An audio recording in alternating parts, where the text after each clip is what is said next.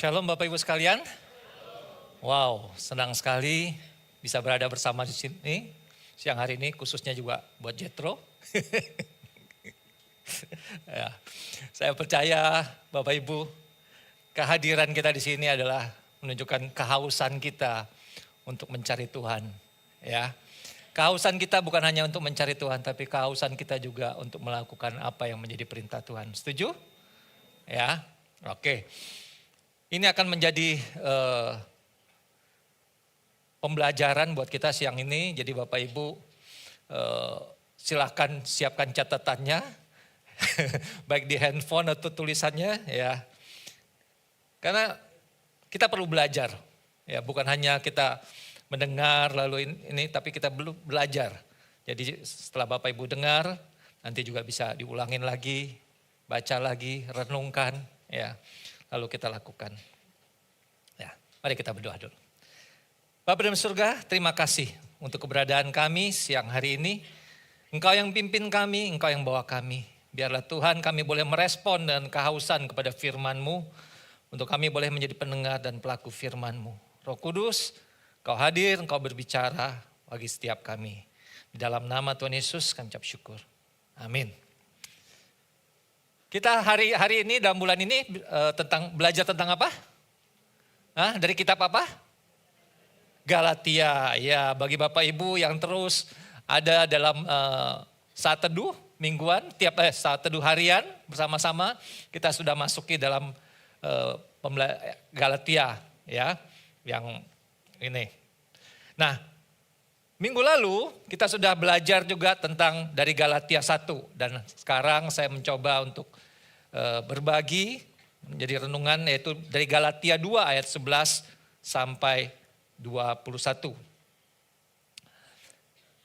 Minggu lalu kita sudah belajar poin utamanya adalah tentang surat Galatia yang ditulis oleh Paulus dalam menghadapi ajaran Yudaisme Kristen. Di mana guru-guru palsu datang ke jemaat Galatia membawa Injil yang lain. Injil yang mana? Ya, Injil yang lain. Bedanya tipis-tipis banget gitu loh. Mungkin kita pun juga pernah dengar, pernah punya konsep seperti itu, pernah hidup di dalam konsep seperti itu, yaitu Injil yang lain. Nanti kita akan belajar ya Bapak Ibu. Injil yang lain yaitu pengajaran di mana keselamatan bukan hanya iman kepada Kristus, namun juga perlu bergabung pada agama Yahudi. Ini yang ajaran Yudaisme yang kita pelajari minggu lalu. Dan Bang Darwin sudah menjelaskan mengenai hal ini, jadi kita tidak akan mengulanginya, tapi kita akan melanjutkan. Ya, kita akan mulai baca dilihat dalam Galatia 2 ayat 11 sampai 21. Mungkin tulisannya kecil, saya akan coba bacakan buat Bapak Ibu. Ya, jadi perhatikan Galatia 2 ayat 11. Tetapi waktu Kefas datang ke Antiokhia, aku berterang-terang menentangnya sebab ia salah. Ini Rasul Paulus yang menulis ya. Karena sebelum beberapa orang dari kalangan Yakobus datang, ia, yaitu Kefas atau Petrus, makan sehidangan dengan saudara-saudara yang tidak bersunat. Tetapi setelah mereka datang, ia mengundurkan diri dan menjauhi mereka karena takut akan saudara-saudara yang bersunat. Dan orang-orang Yahudi yang lain pun turut berlaku munafik dengan dia. Sehingga Barnabas sendiri turut terseret oleh kemunafikan mereka. Tetapi waktu kulihat bahwa kelakuan mereka itu tidak sesuai dengan kebenaran Injil, aku berkata kepada Kefas di hadapan mereka semua, jika engkau seorang Yahudi hidup secara kafir dan bukan secara Yahudi, bagaimanakah engkau dapat memaksa saudara-saudara yang tidak bersunat untuk hidup secara Yahudi? Ya, sampai ayat ke-14 dulu kita baca. Saya akan coba jelaskan tentang situasi pada saat itu. Ya. John Calvin dalam komentarnya tentang kitab Galatia menyatakan bahwa Antiokhia adalah pusat misi dan pelayanan bagi bangsa-bangsa bukan Yahudi. Minggu lalu sudah diberikan petanya, ya. Ada di bagian mana? Masih ingat? Ada bagian tengah di atas sedikit Antioquia ya. Di kota inilah Injil diberitakan secara bebas tanpa tuntutan untuk mematuhi hukum Musa atau hukum Taurat. Ya. Petrus awalnya makan bersama dengan orang non-Yahudi, yaitu orang-orang Kristen yang tidak bersunat. Jadi ada orang Kristen yang latar belakangnya Yahudi, yang ada orang Kristen yang latar belakangnya non-Yahudi. Ya. Dalam tradisi Yahudi, makan bersama menggambarkan penerimaan. Makanya seringkali juga komsel makan-makan gitu ya. Tapi jangan makan-makannya terus ya. Bukan penerimaan terus ya. Tapi juga ada berita Injil yang harus disampaikan. Jadi mereka yang makan sehidangan adalah itunya kita terima. Ya sama lah gitu ya. Kebiasaan hidup orang timur. Mengajak orang lain makan adalah menerima mereka. Ya. Katanya orang di Indonesia itu termasuk yang ramah-ramah. Sehingga ada yang kalau di daerah-daerah, ayo mampir, dia mampir, siapkan hidangan. ya, benar-benar karena mereka menerima gitu loh. Ya, jadi orang bule bingung, kok bisa ya gitu ya. Nah itulah kebiasaan, tradisi, keramah tamahan. Salah satunya juga orang Indonesia seperti orang Yahudi ini. Artinya ketika Petrus makan dengan saudara yang tidak bersunat, Petrus sedang mengatakan bahwa mereka, orang percaya tidak bersunat sama posisinya. Ya, jadi kita makan, kita terima mereka, kita sama. Ya. Sebaliknya dalam tradisi Yahudi, orang Yahudi tidak akan pernah mau atau bahkan dilarang makan bersama dengan kaum kafir atau orang yang dianggap lebih rendah. Ya. Makanya kalau kita baca dalam Matius 9 ayat 11, orang Farisi komplain kepada murid-murid Kristus. Pada waktu orang Farisi melihat hal itu, berkatalah mereka kepada murid-murid Yesus, "Mengapa gurumu makan bersama-sama dengan pemungut cukai dan orang berdosa?" Mereka menganggap levelnya ini enggak level nih, kenapa kamu ikut mau bergabung dengan mereka? Ya. Apa yang dilakukan oleh Petrus? Ya. Kita lihat, ironinya setelah orang-orang dari kalangan Yakobus datang, Petrus menarik diri dan memisahkan diri dan menjauh dari orang saudara non-Yahudi.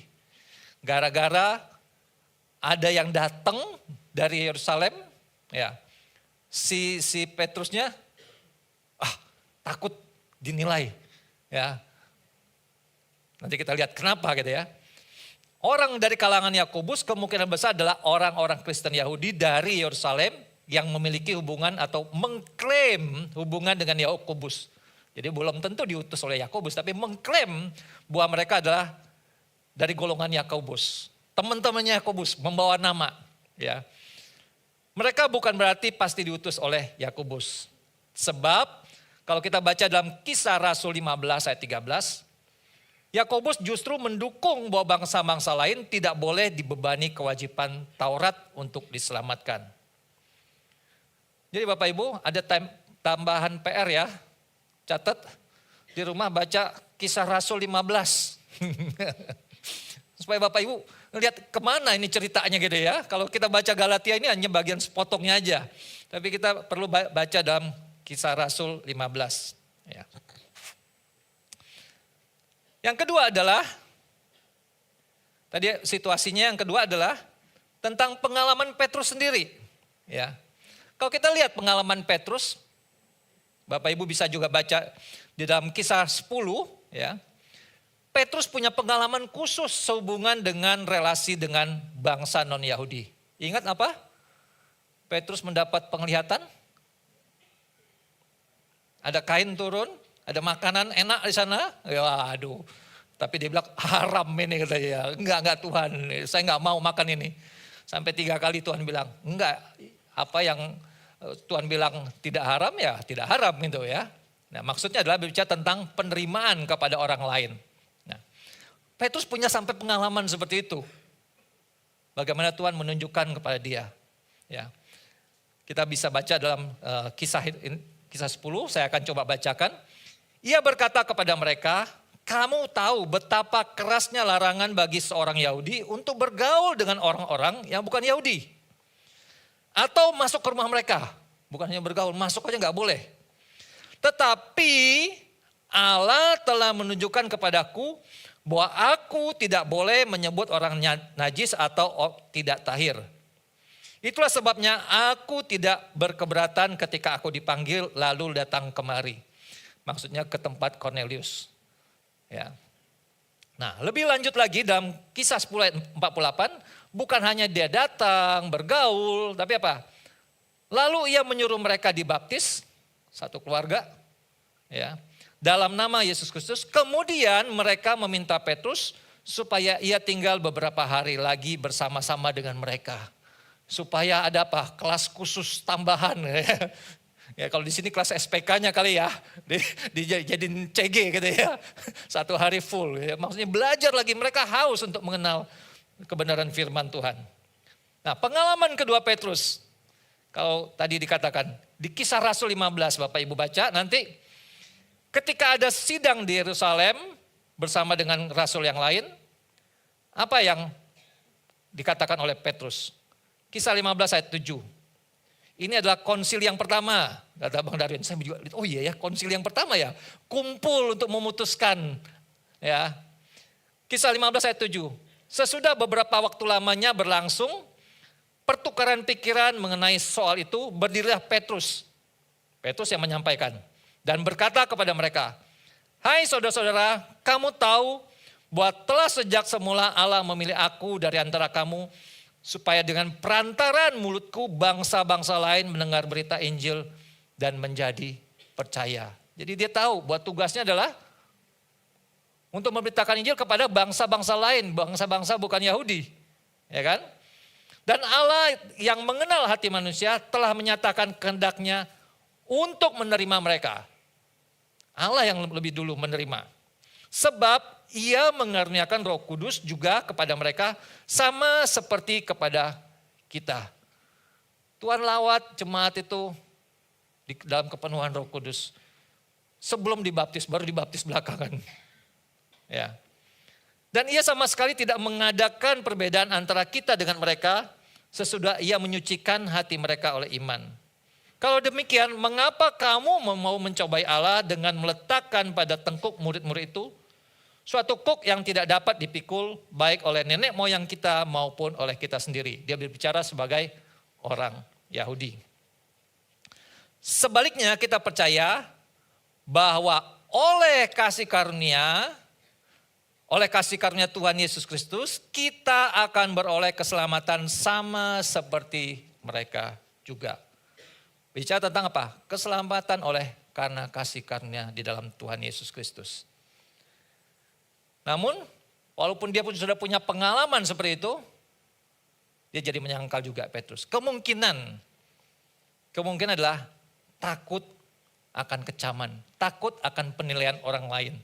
Takut kehilangan kekuasaan statusnya di gereja Yerusalem. Dia mau melepaskan semua itu. Apakah kita juga pernah takut dinilai oleh orang lain?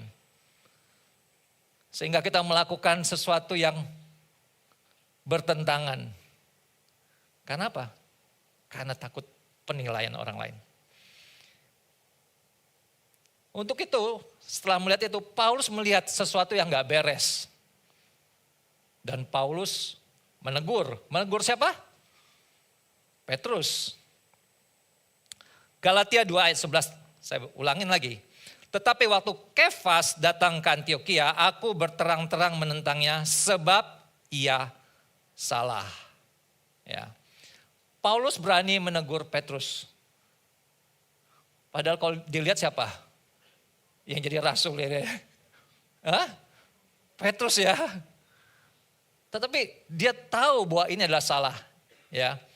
Secara istilahnya senior, ya. Petrus kayaknya lebih senior. Tapi bukan masalah seniornya di sini. Paulus tahu siapa dianya, apa tugasnya. Kalau kita baca dalam Galatia 1 ayat 1. Dituliskan dari Paulus seorang rasul Bukan karena manusia, dia tahu posisinya. Juga bukan oleh seorang manusia, melainkan oleh Yesus Kristus dan Allah Bapa yang telah membangkitkan dia dari antara orang mati. Dia tahu siapa yang memberikan otoritas, siapa yang memilih dia, yaitu Kristus dan Allah Bapa. Saudara, siapa kita di hadapan Tuhan? Ya.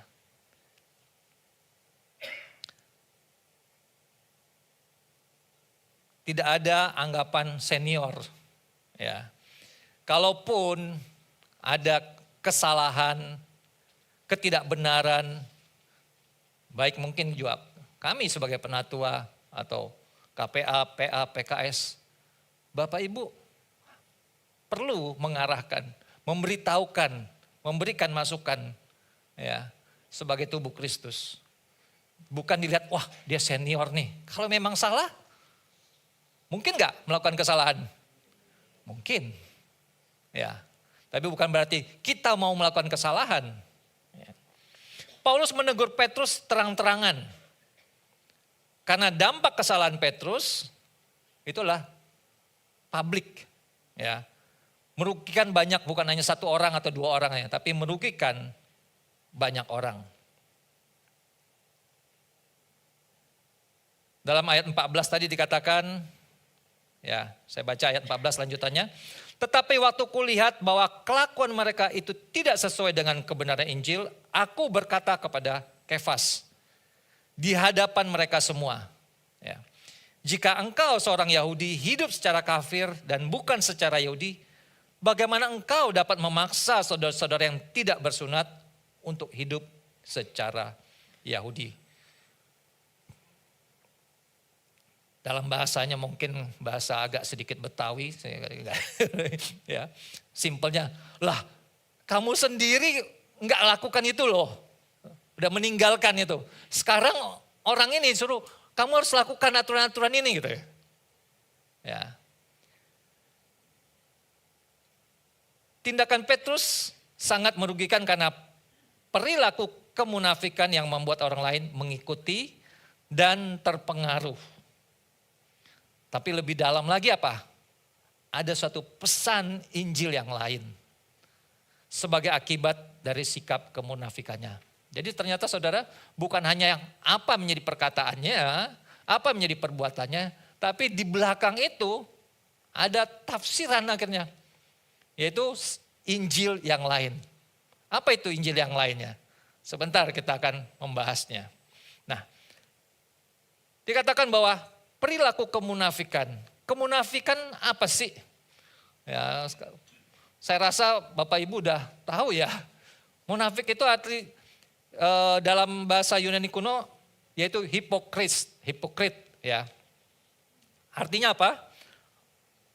Aktor atau orang yang berpura-pura yang sebagai pemain panggung dia memakai topeng saat beraksi. Saya ingat di Venice atau apa itu, tiap tahun ada pesta topeng. Wah bagus-bagus topengnya. Ya, ada yang pakai kumis, ada yang pakai apa segala macam. Mereka memakai topeng untuk apa? Biar nggak capek senyum Bapak Ibu. Kan kalau pakai topeng bisa senyum terus kan? Pada orang yang nggak senyum, capek kan kalau senyum terus kan ya. Tapi maksudnya apa? Apa yang di luar tidak sama dengan yang di dalam. Pasti yang di luar diusahakan adalah baik semua kelihatannya. Tetapi di dalamnya aktualnya tidak seperti itu. Ya. Seiring dengan berjalannya waktu, hipokrit merujuk atau menggambarkan seseorang yang memakai topeng atau menyembunyikan sifat asli mereka demi tujuan tertentu. Ya. Nah, kemunafikan lahir dari Injil yang lain. Apa yang terjadi? Kemunafikan Petrus bukan sekedar masalah perilaku, tetapi tindakan Petrus menyampaikan Injil versi lain tanpa kata-kata, sign itu. Ya. Lewat tindakannya seakan-akan Petrus berkata, Kristus tidak cukup. Kamu perlu menambahkan ini dan ini. Ya. Kristus tidak cukup, kamu masih perlu melakukan ini dan itunya. Apa yang sudah Kristus tidak cukup, kita masih memerlukan yang lain. Sehingga apa? Orang berusaha mencari, mengusahakan plus-plusnya ini. Maka dibilang, saya berikan judul ya, Christ is enough. Seharusnya Kristus cukup. Tetapi menambahkan orang mencari bagaimana supaya lebih. Karena apa? Karena ada nilai-nilai yang lain, ya, sehingga muncullah Injil yang lain ini. Nah, pertama adalah Injil moral. Apa yang menjadi prinsip utamanya? Ya, ini. Yaitu fokusnya adalah Kristus plus aturan. Jadi bukan hanya Kristus saja, tapi aturan-aturan yang lain.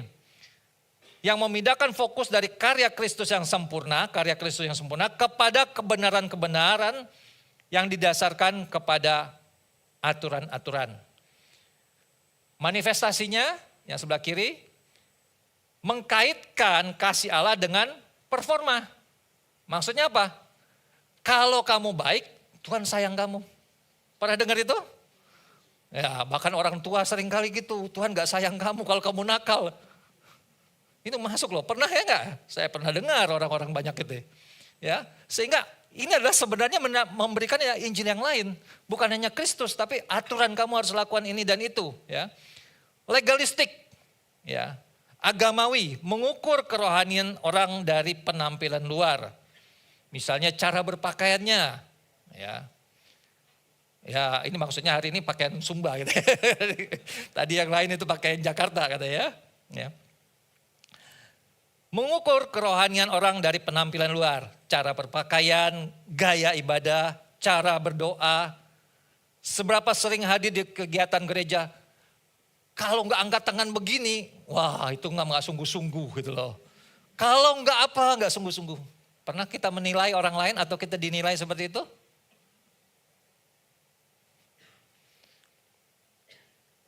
Ada lagi yang menaruh beban-beban yang berat pada orang lain. Misalnya kamu harus ini dan itu. Kita menaruh beban kepada orang lain. Seringkali ini juga buat bapak ibu. Anaknya disuruh apa? Saat teduh. Saat teduh kamu, saya ingat sekali. Kalau anak-anak dulu di SD ada saat teduh mencatat tuh ya. Ya. Sehingga anak saya setiap hari tulis apa? Tuhan baik, Tuhan baik. Tapi masalahnya orang tuanya baca apa enggak? Anaknya suruh, anaknya tulis Tuhan baik ya setiap hari, tapi orang tuanya. Nah, saya nggak tahu bagaimana kita sehari-hari ini. Apakah kita meletakkan beban-beban yang kelihatannya bukan beban, tapi aturan-aturan kepada plus-plusnya ini. Lukas 11 ayat 46. Enggak enak, tapi saya harus bacakan ini. Tetapi ia menjawab, celakalah kamu juga, hai ahli-ahli Taurat, sebab kamu meletakkan beban-beban yang tak terpikul pada orang, tetapi kamu sendiri tidak menyentuh beban itu dengan satu jari pun. Ya. Lalu juga dengan memamerkan kebaikan-kebaikan rohani supaya dilihat orang. Ingin kelihatan sangat religius dan dilihat orang. Matius 23 ayat 5 katakan, semua pekerjaan yang mereka lakukan hanya dimaksud supaya dilihat orang. Mereka memakai tali sembahyang yang lebar dan jubah yang panjang. Mereka suka duduk di tempat terhormat dalam perjamuan dan di tempat terdepan di rumah ibadat. Jangan tersinggung yang duduk di depan sini.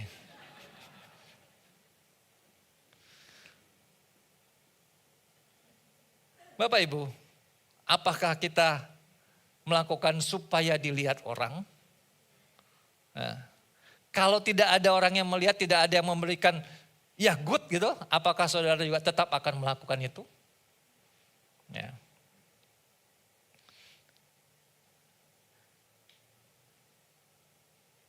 Orang yang tadi dikatakan memakai apa? tali sembayang atau apa. Mereka juga memasang apa? Tanda-tanda itu supaya tujuannya adalah untuk mengingatkan kepada Tuhan. Tetapi akhirnya mereka talinya diperpanjang, diperbesar supaya kelihatan gitu loh. Ya kan? Nah itu kan supaya kelihatan. Apa yang dia kerjakan supaya kelihatan, supaya orang tahu. Ya. Lalu menghakimi orang dengan standar yang tinggi. Tadi sama mirip juga ya, memberikan tugas seperti ini tapi orang lain yang suruh lakukan. Kamu harus puasa loh. Udah puasa belum? Ya, seminggu sekali enggak, seminggu 3 kali gitu ya. Saya aja puasa 1 jam gitu ya. Enggak, maksudnya gitu. Dia memberikan tetapi standar tinggi tapi dia sendiri tidak melakukan seperti itu. Ya. Semoga enggak ada PKS-PKS ya yang memberikan beban-beban kepada anggota komselnya. Tapi dia sendiri harus menjadi teladan lebih dulu. Nah, sedangkan Injil Kristus apa? Ini yang seharusnya. Galatia 2 ayat 16. Nah, saudara ini satu ayat. Tapi saudara perhatikan, ya saya akan bacakan, dengar. Galatia 2 ayat 16. Kamu tahu bahwa tidak seorang pun yang dibenarkan oleh karena melakukan hukum Taurat. Jadi bukan karena melakukan hukum Taurat. Sekali. Tetapi hanya oleh karena iman dalam Kristus Yesus. Sebab itu kami pun telah percaya kepada Kristus Yesus. Supaya kami dibenarkan oleh karena iman dalam Kristus. Dan bukan oleh karena melakukan hukum Taurat. Sebab tidak ada seorang pun yang dibenarkan oleh karena melakukan hukum. 1 ayat sampai 3 kali Bapak Ibu. Kira-kira penting sekali enggak? Penekanan enggak jauh-jauh, enggak kemana-mana dalam 1 ayat. Paulus mengingatkan sampai 3 kali. Bukan karena melakukan hukum Taurat. Bukan melakukan aturan-aturan semuanya. Kita diselamatkan, kita dibenarkan. Tidak ada seorang pun yang dibenarkan oleh karena melakukan hukum Taurat. Tidak ada satu pun tindakan atau usaha kita akhirnya yang dapat membawa kita untuk dibenarkan. Efesus 2 ayat 8-9. Sebab karena kasih karunia kamu diselamatkan oleh iman. Itu bukan hasil usahamu tetapi pemberian Allah. Ada yang berusaha untuk melakukan sesuatu untuk mendapatkan lebih baik.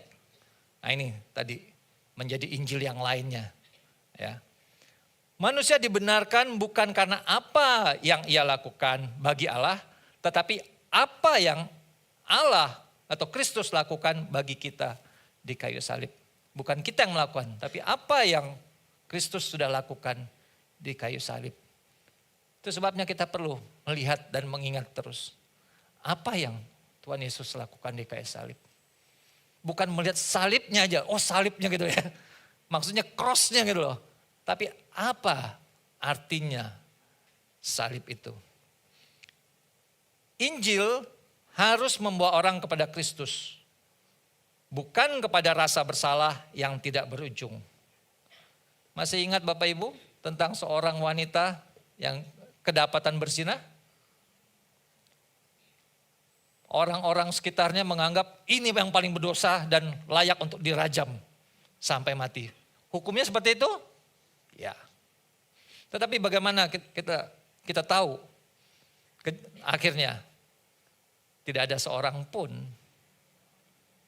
yang layak untuk melempar batu. Tidak berani karena mereka melihat sendiri-sendiri. Ternyata gue juga salah gitu loh.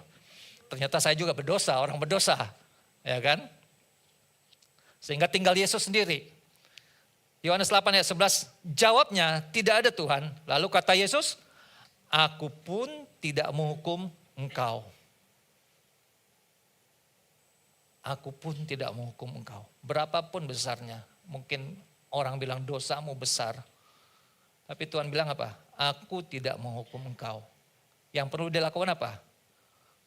Pergilah Dan jangan berbuat dosa lagi mulai dari sekarang. Stop berbuat dosa, selesai. Tinggalkan semua itu. Mulai dari sekarang hidupmu benar. Tidak ada penghukuman. Karena Yesus yang sudah menanggungkan semuanya. Yang kedua, Injil prestasi. Ya, berfokus pada pencapaian diri dan kepuasan diri, pencapaian diri dan kepuasan diri. Rumusnya adalah Kristus plus pencapaian atau prestasi. Bangga bila mencapai prestasi dalam hidup. Ini susah dilihat mungkin ya. Tapi mungkin ada orang yang begitu bangga. Saya pernah lihat ada orang namanya itu gelarnya lebih panjang daripada namanya. Ada pernah saya baca di mana dia ikut ini. Hah, saya bilang saya aja kuliah 1 aja udah menggap-menggap gitu loh. Ya. Tapi bang ini ABC lah itu loh namanya itu loh ya. Susah tulisnya. Saya pikir dia juga lupa kali apa aja gelarnya. Ya. Tapi ada orang yang seperti itu. Ya. Saya sih enggak, mungkin sudah bilang. Tapi dalam bentuk yang lain. Gitu. Ya. Bangga untuk prestasi. Ya. Dalam pekerjaan, karir, bahkan dalam pelayanan. Bukan hanya di luar sana, tapi dalam pelayanan. Sangat haus penghargaan dari manusia dan ingin dipuji. Pelayanan adalah ajang untuk membuktikan diri. Ya, kamu pelayanan di bagian apa? Ya, mungkin ada yang menganggap pelayanan di sini, wah, paling depan dilihat orang semuanya. Ini yang paling top. Kalau yang paling ini apa? Kebalikannya apa? Yang paling belakang di bawah. Enggak, saudara. Apapun yang kita kerjakan buat siapa? Tuhan. Apapun yang kau kerjakan. Mungkin tidak terlihat. Ya. Saya bisa ada hari ini di sini, saya ingat 30 tahun yang lalu. Ya lebih dari 30 tahun yang lalu. Ada seorang yang mengajak saya ke acara Natal, ibadah Natal. Saya tidak ingat khotbahnya apa, saya tidak ingat siapa yang khotbah, pasti khotbah Natal ya. Tapi yang membuat saya ada sampai hari ini di Abalov. Karena sebelum pulang saya ketemu seorang usher. Dan dia melayani saya. Itu menjadi momen yang luar biasa buat saya. Maksudnya saya diperhatikan, saya diterima. Lalu saya di follow up hari-hari berikutnya. Akhirnya saya ada di tempat ini. Saudara, sesuatu yang kecil mungkin. Tapi saudara bukan menginginkan penghargaan. Tapi saudara tahu, saudara melakukan itu adalah karena Kristus. Do your best. Ya, tabur terus, saudara nggak pernah tahu. Saudara nggak pernah tahu. Bagaimana Injil Kristus? Ya. Kebalikannya, Injil Kristus, kita sangat dikasihinya karena Kristus mati ketika kita masih lemah dan masih berdosa. Tanpa syarat, bukan karena kamu berbuat baik dulu ya, lakukan ABC dulu ya, baru bisa diterima. Ya. Seringkali kita di rumah juga gitu ya. Lakukan ini, aku ini. Ya. Roma 5 ayat 6 katakan, karena waktu kita masih lemah, Kristus telah mati untuk kita orang-orang durhaka pada waktu yang ditentukan oleh Allah. Berikutnya, kehidupan Kristen bukan lagi tentang kepuasan diri dan pembuktian diri, namun tentang kehidupan baru yang dipimpin oleh Roh Kudus. Saudara bisa temukan dalam Roma 5 ayat 8. Akan tetapi Allah menunjukkan kasih-Nya kepada kita karena Kristus telah mati untuk kita ketika kita masih berdosa. ketika kita masih berdosa, bukan ketika sudah berbuat baik. Seringkali orang juga datang bilang apa? Nanti ya saya ke gereja kalau saya udah baik ya. Ada yang gitu? Sekarang saya berdosa katanya. Dia pikir perbuatannya bisa mengurangi dosanya sehingga dia bisa baik, baru dia datang kepada Tuhan. Itu yang sering kita juga ada di pikiran kita. Kita katakan, saya sudah berdosa ini, saya tidak layak lagi. Pada saat engkau berdosa, saat itu engkau perlu Tuhan Yesus. Pada saat pakaianmu kotor, itu waktunya dicuci. Seharusnya kita hanya bermegah karena Kristus, karena semuanya hanya oleh Dia dan karena Dia kita ada hari ini. 1 Korintus 4 ayat 7. Apakah yang saudara sombongkan? Adakah sesuatu yang saudara miliki yang bukan pemberian Allah? Ada yang bukan pemberian Allah? Bisa duduk aja tempat ini siang hari ini adalah kasih karunia Bapak Ibu. Hah? Berarti apa? Banyak hal yang kita sudah terima. Paling enggak saudara punya pakaian. Oke kan? Paling enggak saudara sehat bangun pagi. Paling enggak saudara bisa berjalan. Paling enggak saudara menikmati kasih karunia sepanjang berapa udah 11 jam hari ini. Ya. Banyak hal yang kita bisa melihat bahwa semua oleh karena kasih karunia Tuhan. Dan apabila segala yang saudara miliki berasal dari Allah, mengapa saudara membanggakan diri seolah-olah saudara telah berhasil atas daya upaya sendiri. Yang ketiga, Injil kemakmuran atau prosperity gospel. Bentuknya apa? Fokusnya apa? Fokus kepada berkat-berkat duniawi. Misalnya kemakmuran, kesehatan, kenyamanan, kesuksesan. Menggunakan iman kepada Kristus sebagai ukuran untuk memperoleh berkat duniawi. Jadi rumusnya adalah Kristus ditambah berkat atau kesuksesan. Rasa amannya di mana? Manifestasinya dalam rasa aman apa? Ada berkat lahiriah. Wah, kamu diberkati. Itu Tuhan mengasihi kamu. Begitu kesenggol mobilnya, lecet. Coba kamu pikir, kamu berbuat dosa apa sama Tuhan? Pernah ada yang itu pada saudara seperti itu? Kekristenan difokuskan pada mengejar materi, kesehatan, dan kenyamanan hidup. Mengkaitkan dosa, kurang iman dengan kondisi tidak diberkati atau tidak sukses. Ya. Bukan saudara. Bukan karena kita lakukan sesuatu, Tuhan memberikan sesuatu. Itu barteran. Ya. Bagaimana Injil Kristus?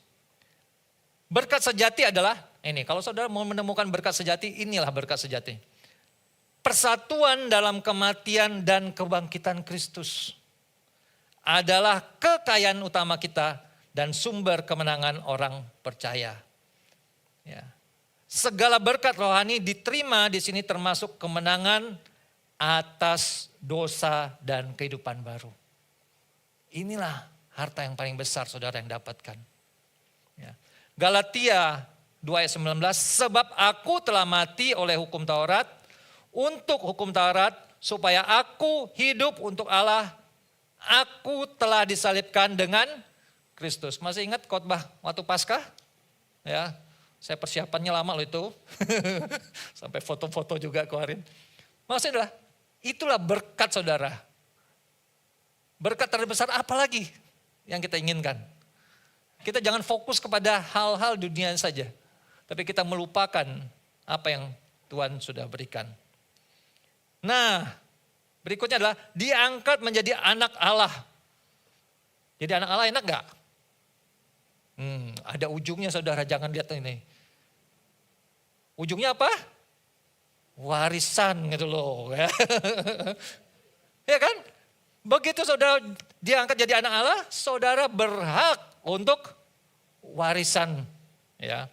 Galatia 4 ayat 7, jadi kamu bukan lagi hamba, melainkan anak. Jikalau kamu anak, maka kamu juga adalah ahli-ahli waris oleh Allah. Ahli warisnya di mana? Di surga. Jangan fokus yang di sini.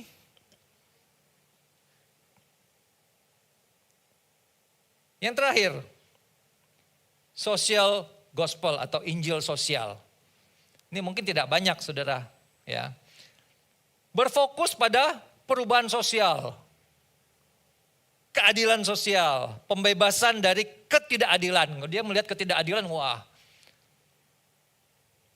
langsung rame dia. Rumusnya adalah Kristus ditambah kasih dan keadilan, atau kasih dan keadilan tanpa Kristus akhirnya. Fokusnya kepada kasih dan keadilan. Memberi perhatian sangat besar pada keadilan. Kristus dipandang sebagai tokoh moral. Apa yang diajarkan oleh Kristus? Baik nggak? Baik. Gitu ya. Apa yang diajarkan? Ya.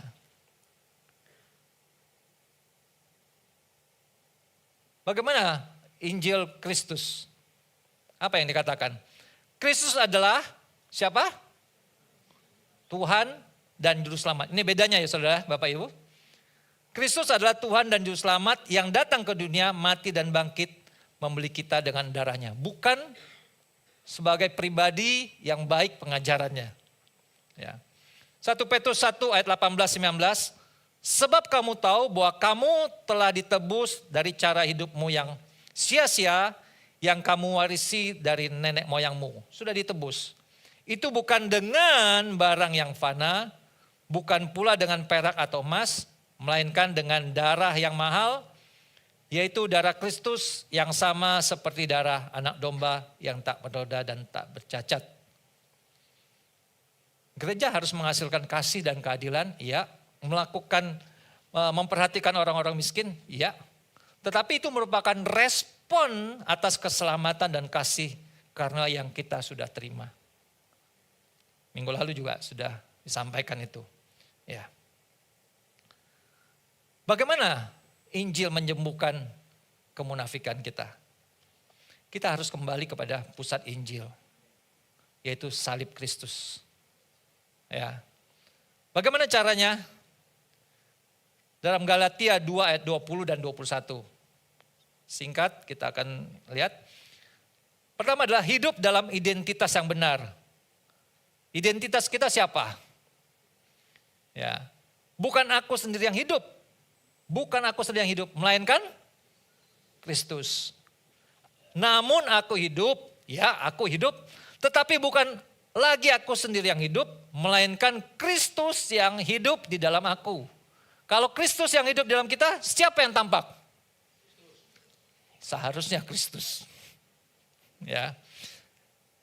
Robert Charles Paul mengatakan, kehidupan Kristen bukanlah tentang mencoba menjadi lebih baik dengan usaha sendiri, tetapi tentang membiarkan Kristus menguasai hidup kita sepenuhnya.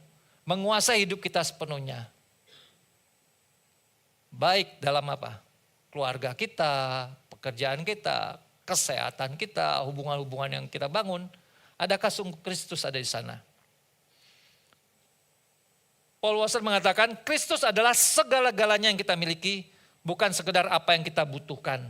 Di luar Dia tidak ada apapun. Yang kedua adalah hidup oleh iman dalam anak Allah. Dan hidupku yang kuhidupi sekarang, Galatia 2 ayat 20, yang bagian B-nya. Dan hidupku yang kuhidupi sekarang di dalam daging adalah hidup oleh iman dalam anak Allah yang telah mengasihi aku dan menyerahkan dirinya untuk aku. Kekristenan adalah hidup oleh iman, bukan oleh usaha dan kemampuan sendiri. Charles Spurgeon mengatakan, bila engkau merasa tidak mampu, menarik sekali. Bila engkau merasa tidak mampu, serahkan dirimu kepada Allah yang tidak terbatas. Jangan tanggung sendiri katanya. Ya. Allah tidak terbatas. Serahkan kepada dia. Kekristenan bukan meniru Kristus dengan kekuatan sendiri, melainkan Kristus hidup dalam kita. Kalau ibadah dua nggak apa-apa.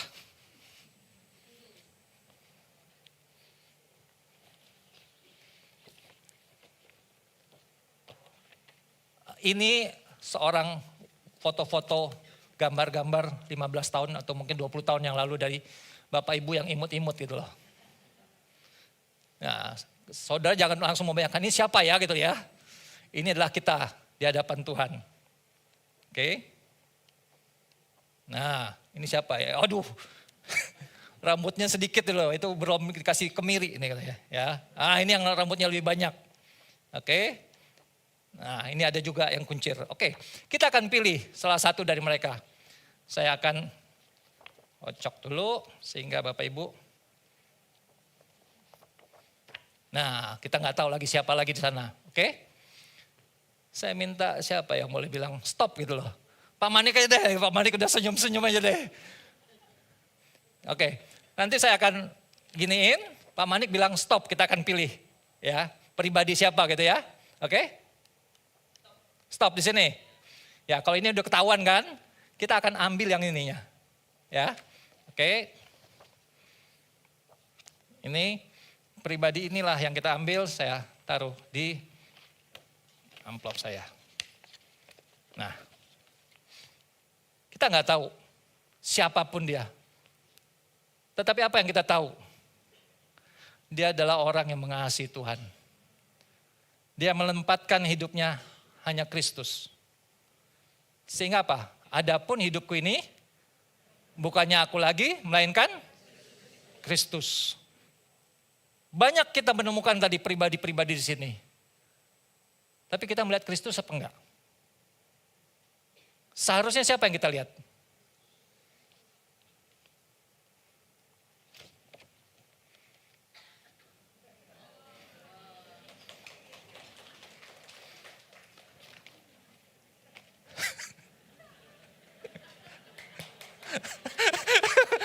Tenang Pak Manik, tenang. Nggak usah dipikirkan. Intinya adalah siapapun yang saudara lihat sekeliling saudara, lihatlah buat apa? Dia adalah Kristus. Kenapa? Kristus yang hidup dalam aku kan? Sehingga Kristus yang terpancar. Kadang-kadang kita melihat orang-orang lain dia masih seperti ini, dia seperti itu. Coba saudara pandang dia. Ada Kristus yang hidup dalam dia. Ya, saudara akan melihat engkau luar biasa. Karena Kristus ada dalam dirimu. Ya. Oke. Kekristenan bukan meniru Kristus dengan kekuatan sendiri, melainkan Kristus hidup dalam kita.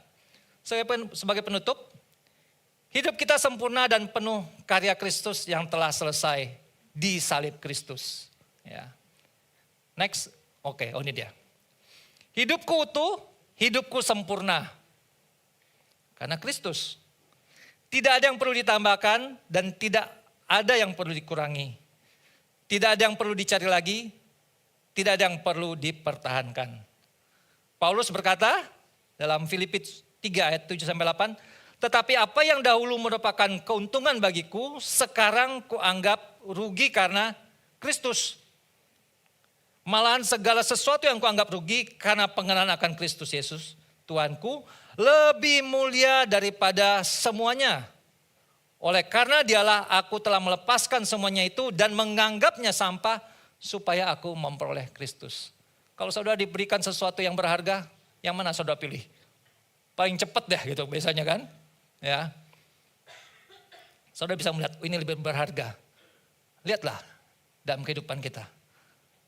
Seringkali kita tertipu, kita melihat sepertinya berharga.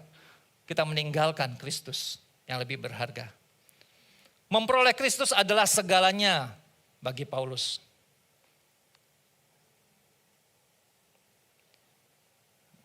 Charles Spurgeon dalam suatu devotion dikatakan, tidak ada kasih seperti kasihnya baik di bumi maupun di sorga, tidak dapat menyamainya. Mengenal Kristus dan berada di dalam Dia, oh inilah hidup. Inilah sukacita, inilah hakikat dan kepenuhan. Mengenal Kristus dan berada di dalam Dia. Karena kalau Kristus, kita berada di dalam Dia, yang tampak tadi apa? Kristusnya. Kristus adalah segalanya. Mungkin kita mau sama-sama doa. Ya. Saya coba tuliskan ini. Ya, boleh tampilkan. Oke, nah kita sama-sama baca ini. Ya Bapak Ibu sebagai doa kita. 1, 2, bisa kelihatan? Ya. 1, 2, 3. Bapa di surga, terima kasih untuk kasih-Mu yang tak bersyarat bagiku. Tuhan Yesus, aku menyerahkan hidupku bagi-Mu. Terima kasih telah menyelamatkan aku. Terima kasih telah memberi kehidupan yang sangat berharga dengan tujuan yang sangat ilahi. Ajar aku melihat diriku sebagaimana Engkau melihat aku. Berharga, dipilih, ditebus, dan dikasih tanpa batas. Harga diriku tidak ditentukan oleh dunia, melainkan tertambat pada pengorbanan Yesus dan anugerahnya yang diberikan dengan cuma-cuma. Kiranya jati diriku berakar kuat hanya di dalam Kristus. Dalam nama Tuhan Yesus aku berdoa. Amin. Siapa saudara? Saudara berharga karena apa? Karena Kristus. Karya terbesar. Kita nyanyikan satu pujian ini. Karya terbesar Dalam hidupku, pengorbananmu yang selamatkanku. Engkaulah harta yang tak ternilai, yang ku miliki dan ku hargai. Karya terbesar dalam hidupku, pengorbananmu yang selamatkanku. Engkaulah harta yang tak ternilai, yang ku miliki dan ku hargai. Yesus, Engkau ku kagumi. Boleh saya undang kita bangkit berdiri, kita katakan ini di hadapan Tuhan. Engkau Yesus, Engkau segalanya. Dalam hidupku, pengorbananmu yang selamatkanku. Engkaulah harta yang tak ternilai, yang ku miliki dan ku hargai. Karya terbesar Dalam hidupku, pengorbananmu yang selamatkanku. Engkaulah harta yang tak ternilai, yang ku miliki dan ku hargai. Yesus, Engkau ku kagumi.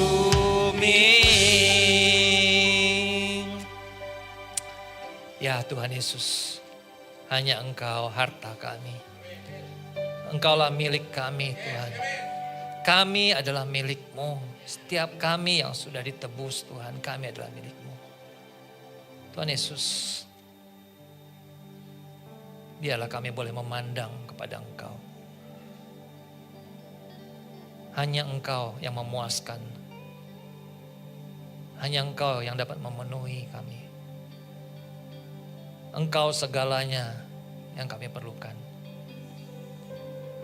Kristus cukup buat kami. Tiada yang lain yang kami perlukan. Terima kasih Tuhan. Biarlah terus kami boleh memandang kepada salib-Mu. Engkau yang sudah menyelesaikannya. Semuanya sudah selesai. Terima kasih Bapa. Roh Kudus terus berbicara, terus pimpin kami. Di dalam nama Tuhan Yesus ngajak syukur. Amin. Bapak Ibu, sebentar kita akan ada dalam perjamuan kudus. Bapak Ibu mungkin ada yang belum mendapatkan, boleh angkat tangan untuk bisa dilayanin kalau ada yang belum.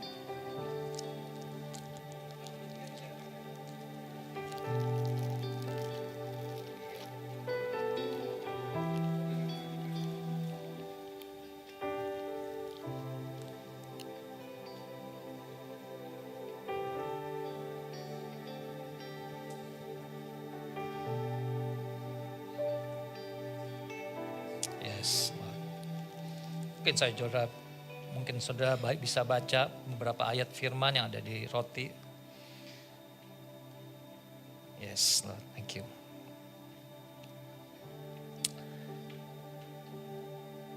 Kita tahu kita mengadakan perjamuan kudus untuk kita boleh mengingat pengorbanan Tuhan Yesus di kayu salib. Kita boleh mengingat apa yang dia lakukan, apa yang dia pesankan.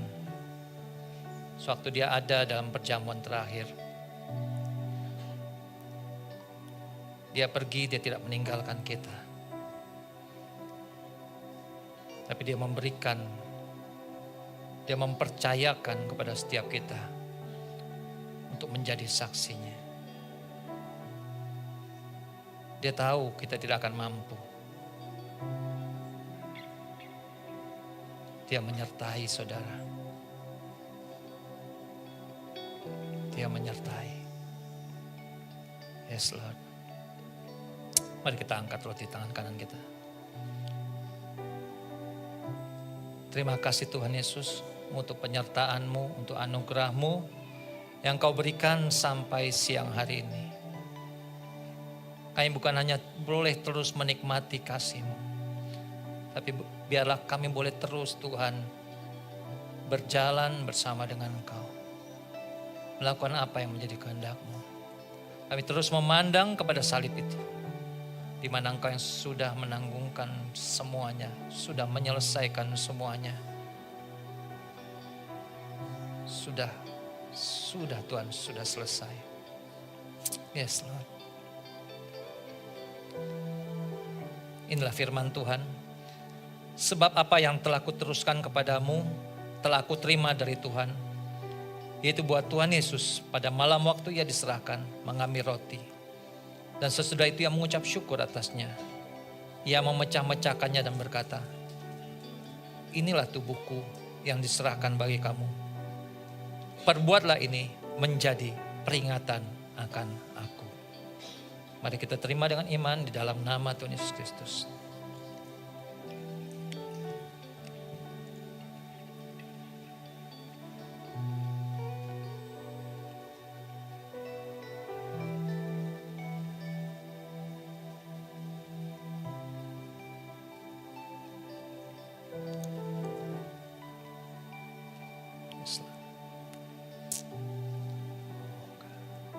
Thank you Lord Jesus. Terima kasih Tuhan Yesus. Terima kasih buat salib-Mu. Terima kasih Tuhan untuk darah-Mu yang tercurah. Terima kasih Tuhan Yesus. Untuk siang hari ini kami boleh mengingat kembali akan pengorbanan. Mari kita angkat cawan di tangan kanan kita. Demikian juga ia mengambil cawan sesudah makan, lalu berkata, cawan ini adalah perjanjian baru yang dimeteraikan oleh darahku. Perbuatlah ini setiap kali kamu meminumnya menjadi peringatan akan aku.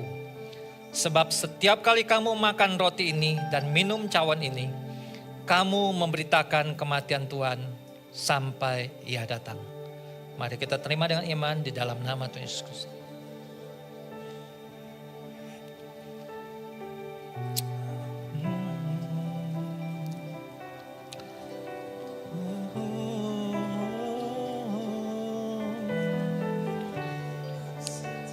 Terima kasih Yesus. Terima kasih Yesus. Untuk anugerah-Mu, untuk kasih-Mu. yang kau limpahkan, yang kau nyatakan melalui salib-Mu Tuhan, salib-Mu Yesus. Karena salib-Mu Ku hidup, karena salib-Mu ku menang. Engkau yang berkuasa, sanggup untuk melakukan mujizat-Mu. Karena salib-Mu ku hidup, karena salib-Mu ku menang. Engkau yang berkuasa, sanggup untuk melakukan mujizat-Mu di hidupku. Terima kasih Tuhan Yesus. Engkau yang sanggup melakukan segalanya dalam hidup kami. Biarlah mujizat-Mu yang terjadi Tuhan. Di dalam nama Tuhan Yesus, kami mengucap syukur. Amin.